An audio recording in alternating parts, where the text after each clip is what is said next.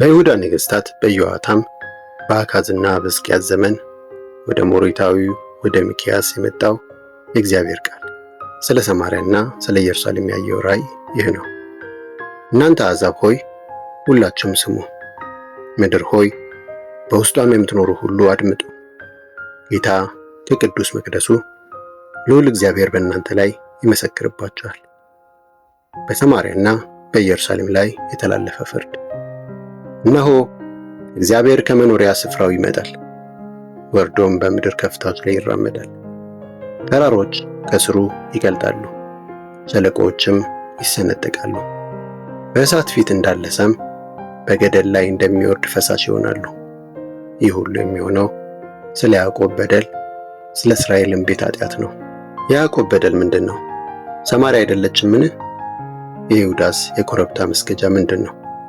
ኢየሩሳሌም አይደለችምን? ስለዚህ ሰማርያን የፍርስራሽ ክምር ወይን የሚተከልባትም ስፍራ አደርጋታለሁ። ድንጋዮቿን ወደ ሸለቆ አወርዳለሁ፣ መሠረቷንም ባዶ አደርጋለሁ። ጣዖቶቿ ሁሉ ይሰባበራሉ። ለቤተ መቅደሷ የቀረበው ገጸ በረከት በእሳት ይቃጠላል። ምስሎቿን ሁሉ እደመስሳለሁ። ገጸ በረከቷን በዝሙት አዳሪነት እንደሰበሰበች ሁሉ አሁንም ገጸ በረከቷ የዝሙት አዳሪነት ዋጋ መቀበያ ይሆናል። ልቅሶና ሐዘን። በዚህ ምክንያት አለቅሳለሁ፣ ዋይ ዋይም እላለሁ። ባዶ እግሬንና እርቃኔን እሄዳለሁ። እንደ ቀበሮ አላዝናለሁ፣ እንደ ጉጉትም አቃስታለሁ። ቁስሏ የማይሽር ነውና ለይሁዳ ተርፏል። እስከ ሕዝቤ መግቢያ በር እስከ ኢየሩሳሌም እንኳ ደርሷል። በጌት አታውሩት፣ ከቶም አታልቅሱ። በቤት አፍራ በትቢያ ላይ ተንከባለሉ። እናንተ በሻፊር የምትኖሩ እርቃናችሁን ሆናችሁ በአፍረት እለፉ። በጻዕናን የሚኖሩ ከዚያ አይወጡም። ቤት ኤጼል በሐዘን ላይ ናት፣ ለእናንተም መጠጊያ ልትሆን አትችልም።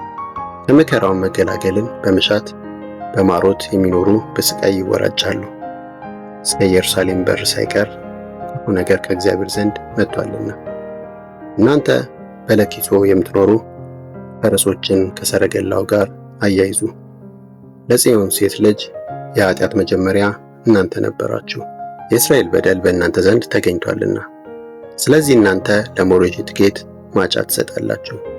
የአክዚብ ከተማ ለእስራኤል ነገሥታት መታለያ ትሆናለች።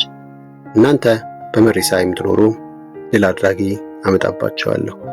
ያ የእስራኤል ክብር የሆነው ወደ አዶላም ይመጣል።